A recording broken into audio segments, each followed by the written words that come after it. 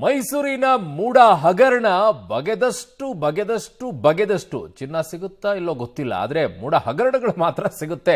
ಆ ರೀತಿಯಲ್ಲಿ ಹಗರಣಗಳ ಸರಮಾಲೆಯೇ ಅಡ್ಕೊಂಡು ಕೂತಿದೆ ಮೂಡಾದ ಒಳಗಡೆಗೆ. ಈಗ ಮತ್ತೊಂದಿಷ್ಟು ಬೆಳವಣಿಗೆಗಳು ಮೂಡ ಪ್ರಕರಣದಲ್ಲಿ ಆಗ್ತಾ ಇದೆ. ಏನಾಗಿದೆ ಈಗ? ಮೂಡ ಮಾಜಿ ಆಯುಕ್ತ ನಟೇಶ್ ವಿಚಾರಣೆಗೆ ಅಸ್ತು ಕೊಟ್ಟಿದ್ದಾರೆ. ಈಗ ಪ್ರಾಸಿಕ್ಯೂಷನ್ಗೆ ಅನುಮತಿಯನ್ನು ಗೃಹ ಇಲಾಖೆ ನೀಡಿದೆ. ಸರ್ಕಾರಿ ಅಧಿಕಾರಿ ವಿಚಾರಣೆಗೆ ಸರ್ಕಾರದ ಅನುಮತಿ ಕಡ್ಡಾಯವಾಗಿರುತ್ತೆ. 17A ಅಡಿಯಲ್ಲಿ ಪ್ರಾಸಿಕ್ಯೂಷನ್ಗೆ ಅನುಮತಿಯನ್ನು ಲೋಕಾಯುಕ್ತ ಕೇಳಿತ್ತು. ಸೈಟ್ ಮರು ಹಂಚಿಕೆಯಲ್ಲಿ ಭ್ರಷ್ಟಾಚಾರ ಆರೋಪವನ್ನ ನಟೇಶ್ ಎದುರಿಸ್ತಾ ಇರೋದು. ಈಗಾಗಲೇ 3 ಬಾರಿ ಇಡಿ ಮುಂದೆ ವಿಚಾರಣೆಗೆ ನಟೇಶ್ ಹಾಜರಾಗಿರೋದು. ಮುಂದಿನ ವಾರ ವಿಚಾರಣೆಗೆ ಹಾಜರಾಗಲು ಲೋಕಾಯುಕ್ತ ನೋಟಿಸ್ ಸಾಧ್ಯತೆ ಇದೆ. ಹಾಗಾಗಿ ಈಗ ಸರ್ಕಾರಿ ಅಧಿಕಾರಿಯ ವಿಚಾರಣೆಗೆ ಸರ್ಕಾರದ ಅನುಮತಿ ಕಡ್ಡಾಯವಾಗಿರೋದ್ರಿಂದ ನೋಟಿಸ್ ಅನ್ನ ಕೊಟ್ಟು ಪ್ರಾಸಿಕ್ಯೂಷನ್ಗೆ ಅನುಮತಿಯನ್ನ ಕೊಟ್ಟಿತ್ತು. 17A ಅಡಿಯಲ್ಲಿ ಪ್ರಾಸಿಕ್ಯೂಷನ್ಗೆ ಅನುಮತಿಯನ್ನ ಲೋಕಾಯುಕ್ತ ಕೇಳಿತ್ತು. ಈಗ ಅನುಮತಿಯನ್ನ ಗೃಹ ಇಲಾಖೆ ನೀಡಿದೆ. ಹಾಗಾಗಿ ಬಹಳ ಮುಖ್ಯವಾಗಿರುವಂತಹ ಪಾತ್ರ ದಿನೇಶ್ ಮತ್ತು ನಟೇಶ್ ಇವರಿಬ್ಬರ ವಿಚಾರದಲ್ಲಿ. ಇವರ ಸಂದರ್ಭದಲ್ಲಿ ಆಗಿರುವಂತಹ ಬೆಳವಣಿಗೆಗಳು, ಸೈಟ್ಗಳ ಹಂಚಿಕೆಗಾಗಿರ್ಬೋದು, 500,000 ಸೈಟ್ಗಳಲ್ಲೆಲ್ಲ ಹಂಚಿಕೆ ಆಗಿದೆ ಅನ್ನುವಂಥದ್ದಿತ್ತು. ಅದರಲ್ಲಿ ನಟೇಶ್ ಅವರೊಬ್ಬರು ಕೂಡ ಅಂತ ಆರೋಪಗಳಿದೆ ಅವರ ಮೇಲೆ. ಆ ನಿಟ್ಟಿನಲ್ಲಿ ಈಗ ವಿಚಾರಣೆಯನ್ನು ಎದುರಿಸಬೇಕಾಗಿದೆ. ಈಗ ಪ್ರಾಸಿಕ್ಯೂಷನ್ಗೆ ಅನುಮತಿಯನ್ನು ಲೋಕಾಯುಕ್ತ ಕೇಳಿತ್ತು. ಅನುಮತಿಯನ್ನು ಗೃಹ ಇಲಾಖೆ ನೀಡಿದೆ. ನನ್ನ ಸಹೋದ್ಯೋಗಿ ಕ್ರೈಮ್ ಬ್ಯೂರೋ ಹೆಡ್ ಆಗಿರುವಂಥ ಮುರಳೀಧರ್ ನನ್ನ ಸಂಪರ್ಕಕ್ಕೆ ಸಿಗ್ತಾ ಇದ್ದಾರೆ. ಮುರಳೀಧರ್, ಈಗ ಇಬ್ಬರು ವಿಚಾರದಲ್ಲಿ ಬಹಳ ಪ್ರಮುಖವಾಗಿ ದಿನೇಶ್ ಮತ್ತು ನಟೇಶ್ ಅನ್ನುವಂಥ ವಿಚಾರದಲ್ಲಿ ಇಬ್ಬರ ಅವಧಿಯಲ್ಲಿ ಅತಿ ಹೆಚ್ಚು ಸೈಟ್ಗಳ ಹಂಚಿಕೆ ಆಗಿದೆ ಅಂತ ಹೇಳಿ. ಬಟ್ ಇವರ ಪಾತ್ರ ಅದರಲ್ಲಿ ಇತ್ತ ಅಥವಾ ಇರಲಿಲ್ವಾ, ಅಥವಾ ಇವರನ್ನ ಇನ್ಯಾರಾದರೂ ಯಾಮಾರಿಸಿದ್ರಾ, ಈ ರೀತಿಯಾಗಿ ಹಲವು ಪ್ರಶ್ನೆಗಳು ಬರುತ್ತೆ. ಇವರ ಪಾತ್ರ ಈ ಪ್ರಕರಣದಲ್ಲಿ ಹೇಗಿದೆ? ಇದು ಕೂಡ ಆಳವಾಗಿ ಬೇರೂರಿದೆಯಾ ಏನು ಅಂತ?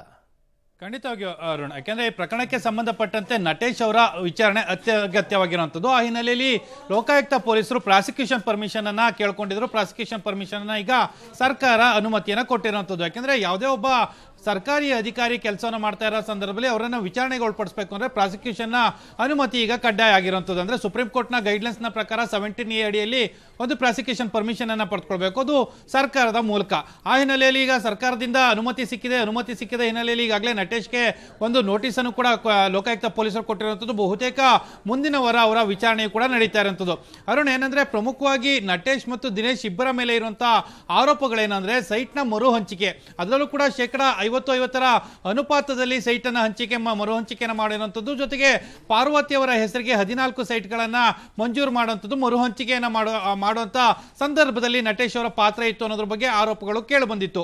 ಯಾಕೆಂದ್ರೆ 2022-23 ಪ್ರೊಸೆಸ್ ಏನಿತ್ತು, ಆ ಪ್ರೊಸೆಸ್ ನಲ್ಲಿ ನಟೇಶ್ ಅವರ ಪಾತ್ರ ಇದೆ ಅನ್ನೋದ್ರ ಬಗ್ಗೆ ಕೂಡ ಉಲ್ಲೇಖವನ್ನ ಮಾಡಿರುವಂಥದ್ದು. ಯಾಕಂದ್ರೆ ಈ ಪ್ರಕರಣಕ್ಕೆ ಸಂಬಂಧಪಟ್ಟಂತೆ ಲೋಕಾಯುಕ್ತ ಪೊಲೀಸರು ಆರೋಪಿಗಳು ಯಾರ್ಯಾರಿದ್ರು ಅವ್ರನ್ನೆಲ್ಲರೂ ಕೂಡ ವಿಚಾರಣೆಗೊಳಪಡಿಸಿದ್ದಾರೆ. ಜೊತೆಗೆ ಪ್ರಮುಖ ಸಾಕ್ಷಿಗಳು ಯಾರಿದ್ರು ಅವರನ್ನ ವಿಚಾರಣೆಗೊಳಪಡಿಸಿದ್ದಾರೆ. ಜೊತೆಗೆ 2004ರಲ್ಲಿ DC ಆಗಿ ಕೆಲಸ ಮಾಡಿದಂಥವ್ರು ಮತ್ತು ತಹಶೀಲ್ದಾರ್ ಆಗಿ ಕೆಲಸ ಮಾಡಿದಂಥವ್ರು ಇವರೆಲ್ಲರದು ವಿಚಾರ ಕೂಡ ಮುಕ್ತಾಯಗೊಂಡಿರುವಂಥದ್ದು. ಕೊನೆಯ ಹಂತದ ವಿಚಾರಣೆಯಾಗಿ ನಟೇಶ್ ಅವರ ಹೇಳಿಕೆ ಮಾತ್ರ ಬಾಕಿ ಉಳ್ಕೊಂಡಿರುವಂಥದ್ದು. ಯಾಕಂದ್ರೆ ದಿನೇಶ್ ಅವರ ಪಾತ್ರ ಇದರಲ್ಲಿ ಯಾವ ರೀತಿ ಬರುತ್ತೆ ಅನ್ನೋದ್ರ ಬಗ್ಗೆ ಇನ್ನೂ ಕೂಡ ಲೋಕಾಯುಕ್ತ ಪೊಲೀಸರು ಒಂದು ಕನ್ಫರ್ಮೇಷನ್ಗೆ ಬಂದಿಲ್ಲ. ಯಾಕಂದ್ರೆ ನಟೇಶ್ ಅವರ ಹೇಳಿಕೆಗಳನ್ನ ದಾಖಲು ಮಾಡ್ಕೊಂಡ ಬಳಿಕ ದಿನೇಶ್ ಅವರನ್ನ ಮತ್ತೆ ವಿಚಾರಣೆಗೆ ಕರಿಬೇಕಾ ಬೇಡವಾ ಅನ್ನೋದ್ರ ಬಗ್ಗೆ ಒಂದು ತೀರ್ಮಾನವನ್ನ ಮಾಡ್ಕೊಳ್ತಾರೆ.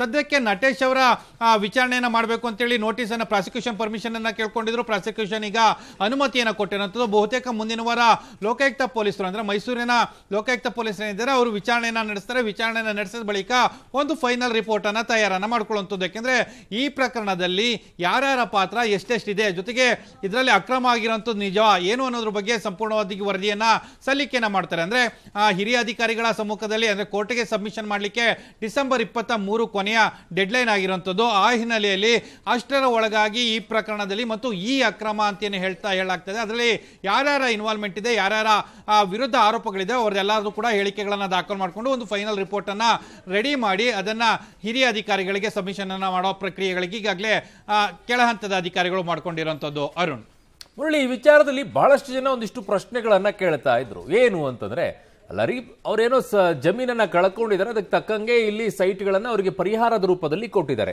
ಇದರಲ್ಲಿ ಭ್ರಷ್ಟಾಚಾರ ಹೇಗಾಗುತ್ತೆ, ಇದರಲ್ಲಿ ಆಯುಕ್ತರ ಪಾತ್ರಗಳು ಎಲ್ಲಿಂದ ಬರುತ್ತೆ ಅನ್ನುವಂಥ ಪ್ರಶ್ನೆಗಳನ್ನ ಕೇಳ್ತಾ ಇದ್ರು. ಹೇಗೆ ಅವರಿಗೆ ವಿವರಣೆಯನ್ನ ಕೊಡಬಹುದು ಇದನ್ನ? ಖಂಡಿತ ಅರುಣ್, ಯಾಕಂದ್ರೆ ಇಲ್ಲಿ ಪ್ರಮುಖವಾಗಿ ಪ್ರಶ್ನೆ ಇದೆ ಹೇಳುವಂಥದ್ದು ಅರ್ಹತೆಯ ವಿಚಾರವಾಗಿ. ಯಾಕಂದ್ರೆ ಒಂದಷ್ಟು ಜಮೀನನ್ನ ಅದನ್ನ ಮೂಡಕ್ಕೆ ವಾಪಸ್ಸನ್ನ ಕೊಟ್ಟಿರ್ತಾರೆ. ವಾಪಸ್ಸನ್ನ ಕೊಟ್ಟ ಬಳಿಕ ಅವರು ಸೈಟ್ ಅನ್ನ ಎಷ್ಟು ಪಡೆದುಕೊಳ್ಳೋದಕ್ಕೆ ಅರ್ಹತೆ ಇದೆ. ಯಾಕಂದ್ರೆ ಒಬ್ಬೊಬ್ಬರಿಗೆ 2 ಅಥವಾ 3 ಸೈಟ್ಗಳನ್ನ ಪಡ್ಕೊಳ್ಳೋ ಅರ್ಹತೆ ಇದೆ. ಯಾಕಂದ್ರೆ ಪಾರ್ವತಿಯವರ ವಿಚಾರಕ್ಕೆ ಸಂಬಂಧಪಟ್ಟಂತೆ 3 ರಿಂದ 5 ಸೈಟ್ಗಳನ್ನ ಪಡ್ಕೊಳ್ಳೋಕೆ ಮಾತ್ರ ಅರ್ಹತೆ ಇತ್ತು ಅಂತೇಳಿ ದೂರುದಾರರು ಒಂದು ಆರೋಪವನ್ನ ಮಾಡ್ತಾ ಇದ್ರು. ಆದ್ರೆ ಅವರಿಗೆ 14 ಸೈಟ್ಗಳನ್ನ ಮರು ಹಂಚಿಕೆಯನ್ನ ಮಾಡುವಂತ ಅಗತ್ಯತೆ ಮತ್ತು ಅನಿವಾರ್ಯತೆ ಯಾಕಿತ್ತು ಅನ್ನೋದ್ರ ಬಗ್ಗೆ ಯಾವುದೇ ರೀತಿಯ ಸ್ಪಷ್ಟತೆಗಳು ಕೂಡ ಇಲ್ಲ.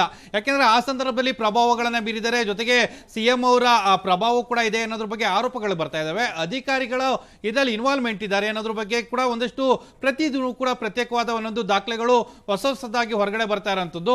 ಆದ್ರೆ ನಟೇಶ್ ಅವರ ಪಾತ್ರ ಮತ್ತು ನಟೇಶ್ ಅವರು ಯಾವ ಪ್ರಭಾವಕ್ಕೆ ಒಳಗಾಗಿದ್ರು ಮತ್ತು ನಟೇಶ್ ಅವರಿಗೆ ಏನಾದ್ರೂ ಭ್ರಷ್ಟಾಚಾರಕ್ಕೆ ಸಂಬಂಧಪಟ್ಟಂತೆ ಅವ್ರಿಗೇನಾದ್ರೂ ಬೆನಿಫಿಷರಿ ಸಿಗ್ತಾ ಏನು ಅನ್ನೋದ್ರ ಬಗ್ಗೆ ಕೂಡ ತಿಳ್ಕೊಳ್ಳೋ ಪ್ರಯತ್ನಗಳನ್ನ ಲೋಕಾಯುಕ್ತ ಪೊಲೀಸರು ಮಾಡ್ತಾರೆ.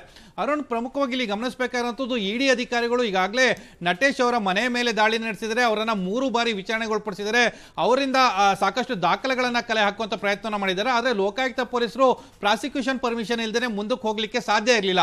ಈಗಷ್ಟೇ ಪ್ರಾಸಿಕ್ಯೂಷನ್ ಪರ್ಮಿಷನ್ ಸಿಕ್ಕಿದೆ. ಜೊತೆಗೆ ಅವರ ಹೇಳಿಕೆಗಳನ್ನ ದಾಖಲು ಮಾಡ್ಕೊಳ್ಬೇಕು. ಹೇಳಿಕೆಗಳನ್ನ ದಾಖಲು ಮಾಡ್ಕೊಂಡ ನಂತರ ದಿನೇಶ್ ಅವರ ವಿಚಾರಣೆ ಅನಿವಾರ್ಯತೆ ಇದೆಯಾ ಅಥವಾ ಅಗತ್ಯತೆ ಇದೆಯಾ ಅನ್ನೋದ್ರ ಬಗ್ಗೆ ಒಂದು ಫೈನಲೈಸ್ ಅನ್ನ ಮಾಡಿ ಒಂದು ಅಂತಿಮ ವರದಿಯನ್ನ ಸಲ್ಲಿಕೆಯನ್ನ ಮಾಡಲಿಕ್ಕೆ ಎಲ್ಲಾ ರೀತಿಯ ತಯಾರಿಯನ್ನು ಕೂಡ ಮಾಡ್ಕೊಳ್ತಾ ಇರೋಂಥದ್ದು. ಅರುಣ್. ಓಕೆ ಮುರಳೀಧರ್, ನಿಮ್ಮೆಲ್ಲ ಮಾಹಿತಿಗೆ ಧನ್ಯವಾದಗಳು.